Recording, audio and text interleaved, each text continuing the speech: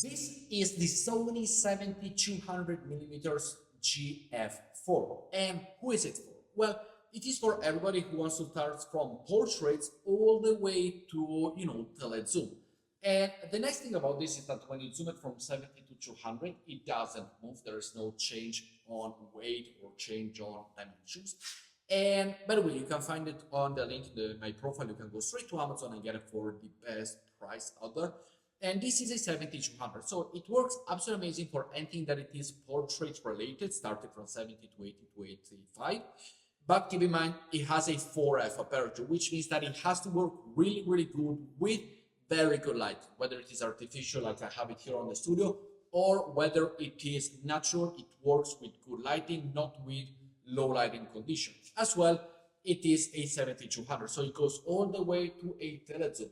So really getting the subject out there really far away with the 200 millimeters, but keep in mind, the background being an f4 aperture, it is not going to be as blurry or giving you such a professional bokeh as a 2.8, for example, or a 1.4 or a 1.8, 1.2, whichever you want. So, but nonetheless, it works really, really well. I absolutely love it from Sony. The G1 really works amazing, and I can't recommend it enough.